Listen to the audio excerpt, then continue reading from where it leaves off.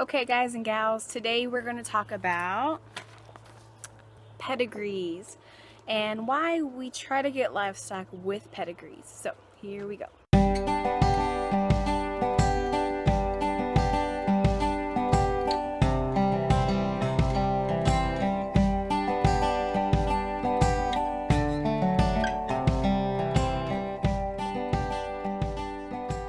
Okay, so I am asked a lot why we buy mainly rabbits, because rabbits are really the only things that we've bought with pedigrees. But in the future, goats are one thing that I'll buy pedigreed, and we might get into later down the road, eventually livestock. Maybe it's a big maybe. Everything's always a big maybe around here. But why get pedigreed versus non-pedigreed? What is a pedigree? A lot of you don't even know what one is. So I'm going to be focusing more on the rabbit side of this today, but this pertains to all animals. So I'll try to not just do a general, or to do a general kind of what is a pedigree, why we use them, why we need them. Now listen, I know that people, and we'll probably do it too, we go out and we see cheap animals and we're going to buy them because we're going to eat them anyhow. PETA's going to be on me for that one. But, and I get that. And that's what homesteading is about, you know, saving money and kind of going your own way and saving money where you can. But if you're breeding, this is just specifically for breeding. If you're not breeding these animals yourself, then you don't need a pedigree. Pedigrees don't matter. But if you're trying to get into the breeding of animals for specific things, then opt for pedigree. If you can. If you can. So a pedigree is basically 3 generational lineage of your animal. Okay, looks a lot like this one. Here's the rabbit that I bought.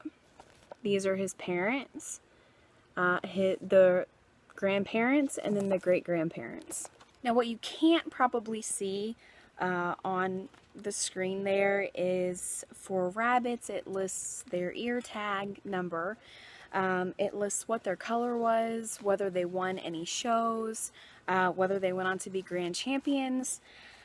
It has their weight, their date of birth. It has, oh, thank you. Oops, I got flowers. Here. When you get into pedigrees, you get into pedigreed livestock, obviously you're going to learn your lineage. And the way that you do that, they all go by name. So whoever the breeder was, it has their name. Now, with that said, pedigrees can certainly be fudged. Okay, we've never had one that I know of that's been fudged, but we've had friends that have had them fudged, and you know, at that point you have to call the breeder, kind of get it sorted out. But we're talking about good pedigrees and why we do it. I'm going to put this down because it distracts me. So why should we opt for pedigreed versus non-pedigreed? Now, I'm not saying that non-pedigreed animals are any less than pedigreed animals, okay? I'm not saying that you should necessarily always buy pedigreed animals. But this comes, there's risks that you take. There's pros and cons to both. Clearly, a pedigreed animal is an animal that more than likely has been kept up with. It has been bred for conformation. It has been bred specifically for what you're using it for. Okay, so with goats, pedigreed goats are normally pedigreed because they're keeping up with their meat supply and their conformation, or they're keeping up with their dairy and how much dairy and milk they get from them, and what is the butterfat content and stuff like that. Okay, so when you're pedigreeing goats, you're doing it for a reason. People don't just randomly pedigree animals unless it's for a reason. And I have sunshine on my face, but you're just going to deal with it. So with rabbits, it's the same way. With meat rabbits, it is conformation, so their body style and what they're good for. The way that you can determine if it's a rabbit that you would want is by going through the pedigree and looking, okay, grandparents weighed 8 pounds, parents weighed 9 pounds, so this means this rabbit at this age should weigh this, and these are the type of kits I can get out of it, and I can breed it with a, you know, if my rabbit's going to be on the verge of going towards the 9-pound side, and I breed it with a 8-pound buck, then I should get a happy medium of 8 to 9-pound babies. You know what I mean? So, you know, it's for breeding. It's for breeding purposes is what pedigrees are for. But also it holds you as the breeder accountable. The other good thing about pedigrees is that you can sell your stock for more. Whether, you know, it's a good breeding stock or it's not a good breeding stock. No matter whether your animals are pedigreed or non-pedigreed, you cannot really be sure what they're going to look like and how they're going to produce until they're older. So a pedigree doesn't guarantee quality is what I'm trying to say, but you are more prone to have better quality with a pedigree. Now in the rabbit world, normally if you're a responsible breeder, if a rabbit is pet quality and it's not show quality or breeding quality, then they're sold as pets without pedigrees. Okay, I'm not sure if that works with every kind of pedigree like cattle and goats, but no, typically for breeders, the animal won't be sold with a pedigree unless you specifically ask for it, or it's the quality that you're looking for of what they're breeding for. Okay. So that's why we do pedigrees, because it helps hold us accountable. It helps me kind of go through my breeding system of who I want to breed to who, what I should potentially get with each breeding. And then it also allows me to sell my livestock, either my excess of livestock or just sell them in general for more. So let me give you an example. So we breed Rex rabbits, which a lot of you know. I'm trying to make this short because it doesn't need to be long and I get to talking sometimes. I paid $85 and up for each individual rabbit, okay, because they are show quality rabbits. And I knew when I got into meat rabbits, I would have to make an offset of money somehow. And so whatever we didn't process to eat got sold. And actually I discovered that I was selling more than what I was processing at one point. So, I was able to help pay for feed because they had pedigrees and because they were such good quality. So that was a pro for me. Okay. If you're selling goat kids, that's going to be a pro for you too, because obviously you're not going to keep every single kid, and you want to make a good amount of money on them. So pedigree is better because you have the lineage and you know what they could potentially produce. So essentially I got my money, not necessarily back, but I was able to pay for my breeding program. I was able to pay for feed and keeping up with the rabbits, and then I was able to sell them for between $50 and $95 each, depending on their quality.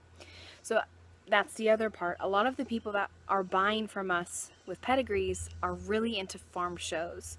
I know if you have kids in 4-H, this is a really, really, really big thing for you because you want pedigree for your kids. If you go into the national shows and the statewide shows and the out-of-state shows, they have to have pedigrees. Okay, they have to have pedigrees before they can be registered to get their grand championship. So they have to have that piece of paper to prove that's what they are. And that is the other reason we get pedigrees, because if you're doing a breed specific program, okay, a lot of people try to, like with meat rabbits, some people will breed a smaller rabbit to a larger breed, different breed rabbit and try to get this giant rabbit and then pedigree it, and you can't do that. It has to be breed specific. So if you're wanting purebred, it's just like with a dog. If you have to AKC register a dog, you have to have a purebred pedigree, and it has to be at least 3 generations. So that's kind of why we do it. We prefer pedigrees. This is all kind of stemming off of I actually had someone recently ask me about meat rabbits, okay? And, you know, she said, well, how much do you charge for your meat rabbits? Okay, well, I can't really tell you that when they're this little, because I don't know what their quality is going to be. As I've gotten older, I've been able to see every single one of them is impeccably furred, okay? Their fur is impeccable and becoming show quality. Again, not quite sure. You don't know until they're probably about 6 months old. But anyhow, she asked me. So I said, you know what? Honestly, it's anywhere between $50 and $85 for this litter, because I know that's what their quality is and the price range, and they're pedigreed, okay? You know, you're going to go on and make money by selling your pedigrees, your pedigreed rabbits off of my pedigreed rabbit, you know? So there's that. And she responded with, well, I just want them for me. Okay, that's great. But if you're eventually, people, you know, want to know what colors they're going to get and what sizes they're going to get. I mean, if you're a good meat breeder, you need to know what size you're getting out of the offspring and how quickly they're growing, and all of that is in a pedigree and can be put in one. She's like, well, I'll just forget about it. I'm going to get a $5 rabbit off Craigslist. That's fine. There's nothing wrong with that. Not downing that at all. But my point is, don't sacrifice quality for something that's cheap, because we've gone that route and it backfired on us big time, and we ended up losing more money because we didn't spend more money in the beginning. You know, certainly meat rabbits can be a dime a dozen. They can be, and in the world of Craigslist and Facebook farm sales and all that, there are a lot of farm animals out there just trying to find new homes. I don't down that. You know what? If you can give a farm animal a good home, then please do. It doesn't matter what the cost is. But if you're looking to be sustainable, ask questions and get a pedigree if you can get a pedigree, or prefer that. You know, if you're looking for breeding stock, you know, those are things that I feel like are important. And you know, sometimes you got to put out a little money to get a little money. And sometimes you have to put out money to get quality, because in the long run, that's going to save you a lot of time. A lot of time. We got stuck with, you know, an animal that didn't come pedigreed, was labeled meat rabbit, and we were told that, you know, he was younger, he still had a lot of growing left to do, he's going to be at least 16 pounds. The dude didn't get above 6 pounds. If that, okay? So we got scammed.